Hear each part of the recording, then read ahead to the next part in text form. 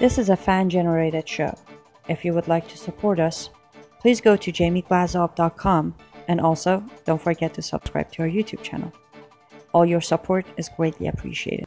Good evening. Welcome to the Jamie Glazov Moment. Tonight, Facebook's jail and rule to be nice and sensitive. Ladies and gentlemen, it's probably happened to you. It's happening to a lot of people I know, and happens to me from time to time. I go to Facebook jail for a week or sometimes more. I get disciplined. I don't meet community standards, quote unquote. It's very interesting what the community standards are. But recently, something very interesting. I get on my phone and, it's the security check. So I already know it's the security check. I'm going to get disciplined. So I get the security check, but then it tells me that there was a complaint or they've looked into something. They don't show me the post, but it says that I'm not going to jail. They've decided that I'm not breaking their rules, but they want me to think a little bit about it because they want me to think about sensitivity and being nice, and they're cautioning me and warning me for the future to be kind and, well, no, let's forget about the word kind, to be nice and sensitive and something of that manner. Anyway, I found this very creepy, and I wanted to share a few thoughts with what Facebook's doing and how it symbolizes and reflects what Twitter's doing, what YouTube's doing, and what's happening in our society overall. So, for instance, the producer of this show and Superwoman Annie Cyrus, her live feeds on Facebook, they just disappear. When she's trying to bring awareness about Sharia and female genital mutilation and honor killings and what Islam is perpetrating throughout the world, especially to women, her live feeds just disappear. There's no warnings there, no anything. It's just taken down. So apparently she's not being nice and sensitive. And so I've been warned about that. And like I said earlier, I can name quite a few names of people who have gone to Facebook jail and have been banned, some of them indefinitely. Our Counter Jihad Coalition page, I was helping with that group. That was taken down, etc., etc. So my question is, how does one be nice and sensitive when, for instance, fighting, I don't know, during the Second World War? How is one supposed to be nice and sensitive when fighting Hitler and the Nazis? I'm a little bit confused here because, I'm not attacking anyone personally on Facebook. I'm not calling anybody names. I'm not attacking any one particular individual with foul language. I might be asking questions. I might be asking Linda Sarsour, do you support female genital mutilation, which is sanctioned in Sahih Bukhari and Sahih Muslim, in those hadiths? It's just a question. So my point today during this moment is, so should Facebook come out with, a guide on how to be nice and how to be sensitive when talking about female genital mutilation and honor killings? What exactly is the rule? Because one of my main interests is bringing awareness to the persecution and oppression of women and girls under Sharia law.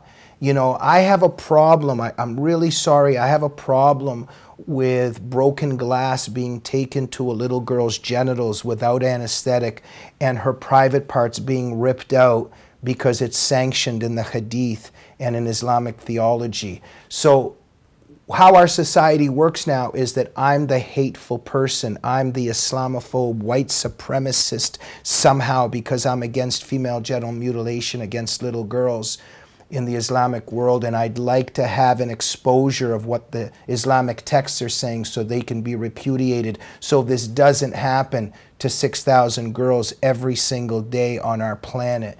How exactly do we go about this?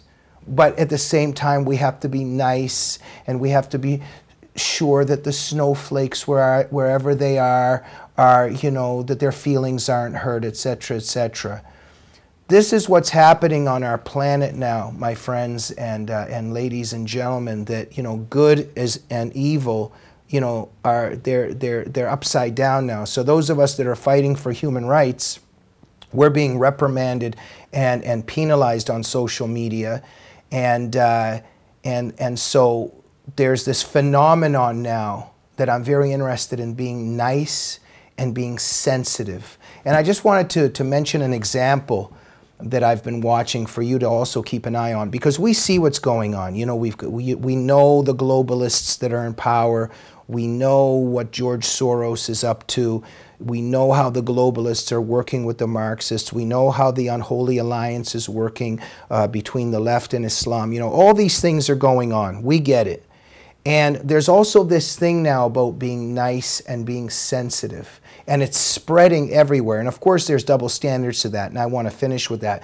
But at first, what I want to stress is there's this thing now, as you know, about safe spaces on campus. If Robert Spencer is coming to give a speech about Islam, they create a safe space on campus where students can go that are feeling scared and they're fearing this situation, and then they're feeling very vulnerable, so they can go to the safe space and hide there because they're so scared of other ideas. They're so scared of the thought of, you know, people trying to work on behalf of human rights and save people from totalitarian ideologies and systems. But there's something going on here. It's even deeper. You know, even the latest scandals, or not necessarily scandals, but controversy around Megyn Kelly, for instance. Look, I'm not a big fan of her to begin with.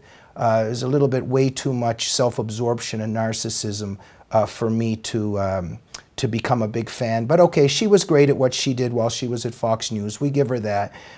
There was controversy around her, but I'm just saying, as an anchor, you know, she was quite successful. So she goes to the other network now. And what's very interesting is she's, as you know, her career is apparently going downhill now. But what's very interesting is the latest controversies around her. She was interviewing Jane Fonda, and I remember reading about it, and everyone was saying, what a failure, what a catastrophe. She asked Jane Fonda a question that offended Fonda about plastic surgery or something, and Fonda was upset, and this is considered to be a bad thing. And, you know, as somebody that's, you know, from a family that escaped from the Soviet Union, I'm a little bit confused by this because, wow, maybe somebody got offended, or there's some controversy, or somebody asked a question that was uncomfortable. For me, those are great things. That's a good thing. Wow, I want to catch that show. Let me see what's going on. But, and then Megyn did something again on another show where somebody was uncomfortable or didn't like something. And these things are now considered bad in our society. Any kind of controversy, somebody that wasn't nice, if somebody got upset, you know, keep an eye on this, because it's all connected. And so there's something happening with the forces overhead. They're making people into zombies. They're freezing us. They're sterilizing humans and they're disinfecting our planet, so to speak. And something is really, really scary there. And now, what I want to end with, of course nobody has to be nice when it comes to saying stuff about Christians and Jews, especially if you're part of the Islamic religion. For example, there's a genocidal hadith. I don't know if you've heard about it, but you should know about it. It's Sahih Muslim 6985. This is actually a genocidal hadith. Muhammad in Sahih Muslim 6985 is quoted, is simply saying the overall theme is that you have to kill Jews. And this is what many followers of Islam, many Muslims, this is why they have their anti-Semitic and Jew-hating philosophy, because of all this stuff that's found in the Quran and the Hadith, and this is one of them. The genocidal hadith, Sahih Muslim 6985.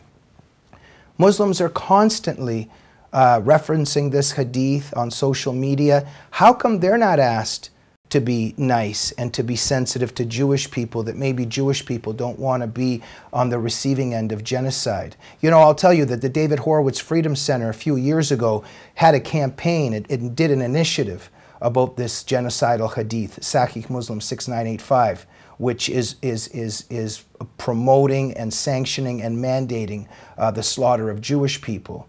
And, you know, the David Horowitz Freedom Center went to CARE and ISNA and the MSA and all these Muslim Brotherhood front groups and saying, hey, you know, if you're civil rights organizations like you're pretending you are, why don't you sign an initiative which denounces and repudiates the main theme of this hadith? And those Muslim Brotherhood groups wouldn't do that. So I'm kind of asking, you know, it's very interesting that I have to be nice when I talk about female genital mutilation because I kind of think it's a bad thing and want to get rid of it. But I have to be nice, but the Muslim Brotherhood front groups don't have to be nice.